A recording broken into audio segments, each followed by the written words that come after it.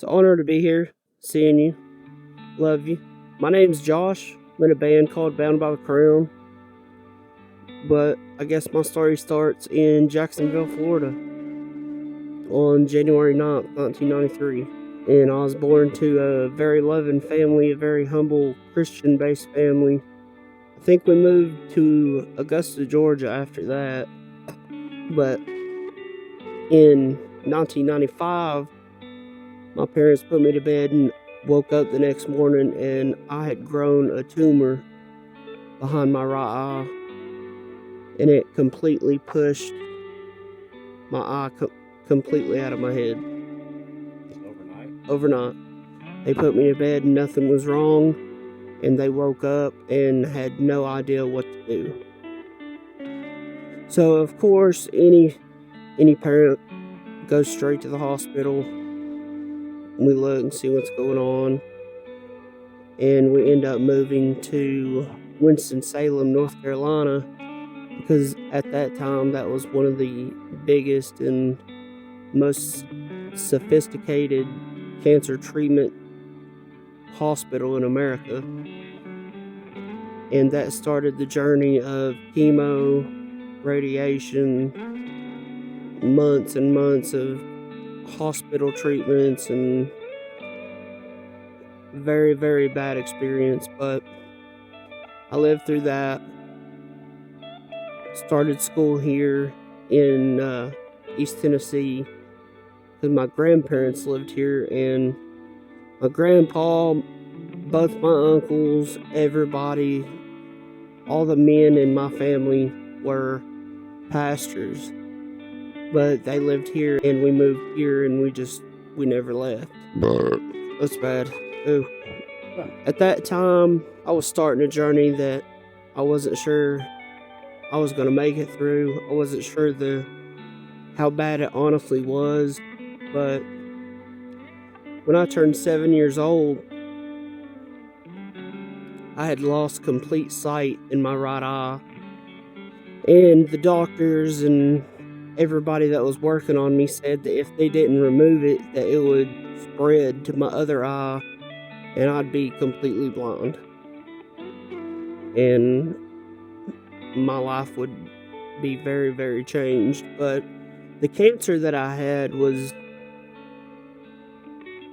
the rarest of the rare. I was one of the very, very first cases that it only affected one eye. I was one of the very first cases that my tumor grew outward instead of backward and killed the patient. And I was one of the very first ones that ever got it as an infant. So it was a 1 in a billion story. It doesn't make any sense at all, I think. But at 7 years old, they removed my right eye, and they said that if they didn't do that, I'd be blind. So I got my eye removed at 7, and that started a completely new journey of me having to get artificial eyes. And that was very, very painful, very, very hard to go through, especially being so young. I didn't know what was going on, but I made it through that. And once I started growing and getting bigger and going through puberty and everything, my orbital bone was not growing because it was killed from chemo and radiation. So as I grew, half of my face was the size of a child's. And I looked very deformed, and that started my journey with being very, very self-conscious about the way I looked. Everything that I'd done, I was very, very self-conscious of my body, my face. I pretty much couldn't look in the mirror. And they told me that I had to go through puberty and stop growing, and then that the doctors and a lot of plastic surgeons were going to start doing plastic surgery on my face to make it look normal. And when I was about 13, I started playing football, and I made friends that I'll have for the rest of my life. But I latched on to football and that mentality of brotherhood and family, because the family that I had was honestly never there for me. They were very, very close-minded and very, very Christian, I guess you would say. I mean, I don't want to sound bad by saying that, but they were very, you need to be one way or there is no other way. So I latched on to football, and I latched on to those dudes that I met. And I think that was about the time that I met you and one of our friends that was going to be in our lives for the rest of our lives. And life started changing, and it felt good to have people that I could rely on and talk to and confide in. And I had never had that.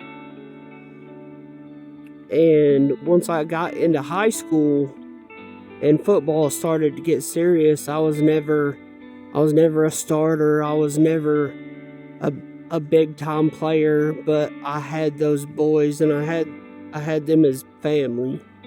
And that's honestly what I look for. But I started going through surgeries that were very, very serious, and I would come home with like 2 or 3 bottles of painkillers. And that right there started something very, very bad in my life that I can never take back, but it's something that taught me a lot. But I couldn't look at myself in the mirror. I was pretty much a science experiment for Vanderbilt University for 6-7 years. I'd go back, they'd cut me open, they'd send me home. That didn't work. I'd come back in 3 more months. And this was when I was 15, 16 years old. Like the time in your life when you're learning who you are, what you want to be, and just turning into an adult.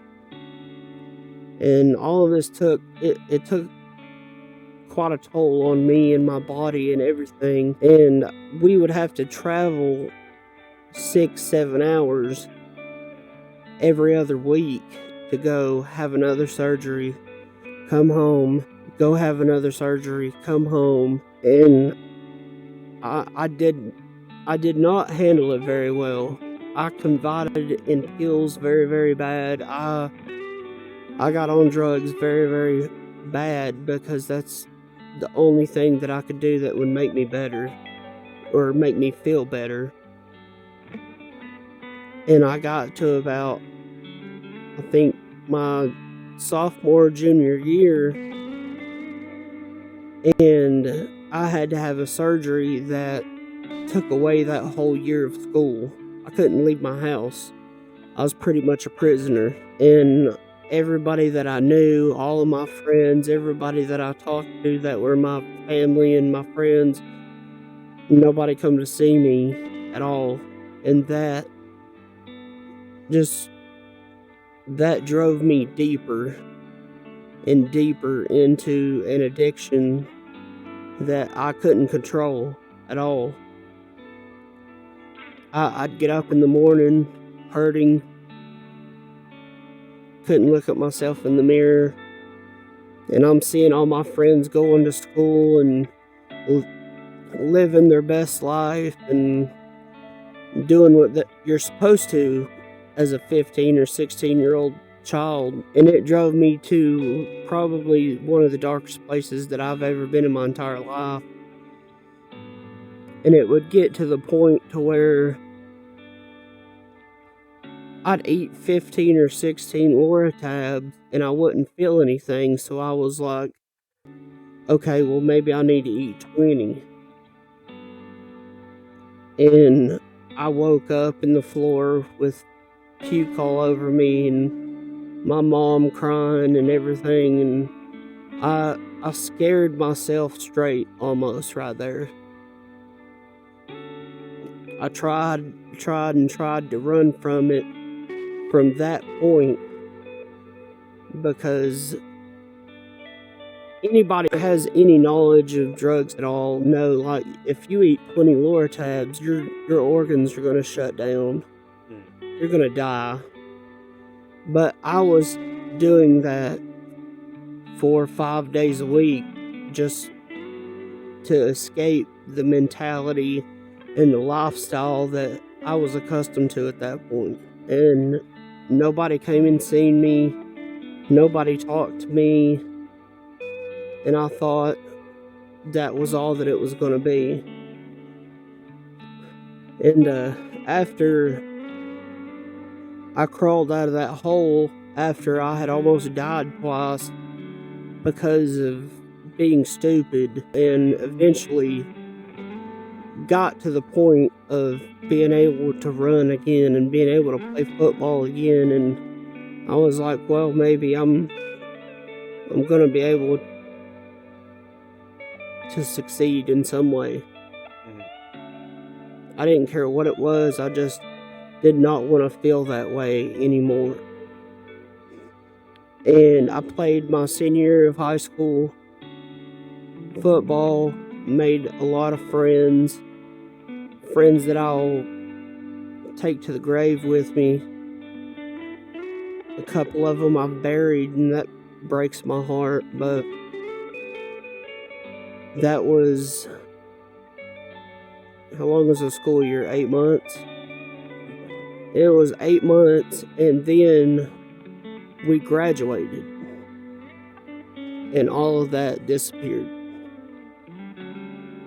All of my friends, so-called friends that I'd made, everybody, everything was gone, and I had nothing to hold on to.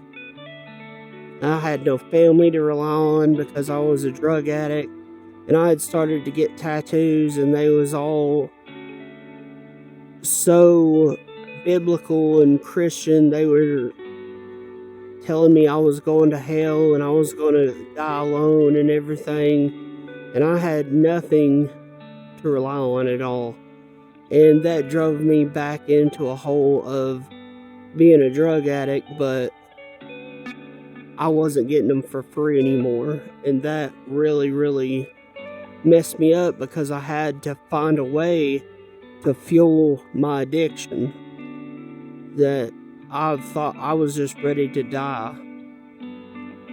Many a days, I was like, I could just take this truck and drive it off of this bridge, and it'd be over. I wouldn't have to worry about this anymore. And then I got to a point where I was very, very deep and low, and ended up going through another overdose and finding myself scared for my life once again. And then I think I was 18 or 19 years old, and I ended up going to a show with a very, very good friend, and I had known you since 6th grade, and I knew that you were already in a band, and you talked about playing shows and going on tour and all this, and like, to me, you were famous. You were like, I was like, if I could do half of what he's doing, I would be happy. So I went to that one show though, and I had no musical talent whatsoever. Couldn't play the guitar, couldn't play the drums, couldn't play the bass, definitely couldn't sing. And I watched a band, and I knew from that point right there, that's what I had to do. But at that show, being 18 or 19 years old, I had never met anybody that was in that venue. There was like probably 200 people there. But everybody that was at that show treated me like I was somebody that they had known for their whole life. And when I seen that, and I seen the bands play and how they acted, I knew that's what I had to do. I knew I wasn't going to get the love and the care that I needed from the family that I had. So I decided I was going to build my own family. I didn't care what it took. I didn't care anything. I was like, I just needed that feeling. And I got back from that show, and it was, I think, in March or April, and Warped Tour was coming up. And I went to Warped Tour with my little sister for the first time ever to experience that. And I seen you there, and I was blown away that I was even talking to you. Like, to me, you were famous. It was over. Like, I asked you, the first thing I asked you when I seen you was, are y'all playing today? And because that was, to me, you were huge. I couldn't believe I was sitting there talking to you right then. And we ended up spending that whole day together, talking, watching bands that I never thought I'd ever get to see in my life. And then I met most of them people, and I was like, these people are just like me. I was like, and that made me know for a fact, this is definitely what I have to do. And I came back, and I think it was the next day or 2 days later, I called you and I said, I'm starting a band. I don't know what we're going to play. I don't know who's going to be in it, but I'm starting a band. And I would love for you to be in it. And you said, yeah. And then I seen another one of my friends that played guitar at a gas station at like 1 or 2 o'clock in the morning skateboarding. And I said, I'm starting a band. You should come jam with us. And it started from there. I said my very first dream was like, if I could just play one fucking show, I will have made it. And we went through our differences and everything, and everybody grows up and life goes on and stuff, but I got to that point, and I played my first show, and it was one of the greatest feelings that I had ever felt. And I didn't know nobody there that day in that crowd or anything, but they all treated me and talked to me like I was somebody, and I had never felt that feeling before. But it was the biggest rush that I had ever felt, and I knew this had to be it. And then we put out some music. We've played so many shows from that. We were supposed to be going on tour, but COVID killed that dream for almost everybody. But we're definitely coming back this year. Everything's opening back up. But yeah, man, it's been a journey. It's been wild. Life is definitely a roller coaster. And that motherfucker's not going to stop no matter what you're going through. You get on that bitch when you're born, and It's up and it's down and it's highs and it's lows and it's great and it's awful at the same time. But you can't get off of it until the ride's over. I would like anybody and everybody to know that is listening to my voice that cancer and sicknesses like that is not a death sentence. You can overcome it 100%, and do not ever, ever, ever stop and give up over that. It gets dark. It gets dark every day, but it ain't gonna rain forever. It's gonna quit eventually, and you're gonna make it. And it might not be the way that you want it to go and everything, but you can do whatever you want if you want it bad enough. Your biggest fucking foe is yourself. And if you get into your mind and let it fester, it will drive you crazy. But there's people that love you that you have to surround yourself with. It's hard, but you will make it. The sun will rise, and there's always a rainbow after it stops raining, and you gotta know that. And love the little wins, and love the little victories that you go through. Check out Bound by the Crown, YouTube, Facebook, Instagram, iTunes. We're on all of it. I want to give a big shout out to Melissa McMahon. We just lost Jason due to COVID, but we all love you and we're all behind you.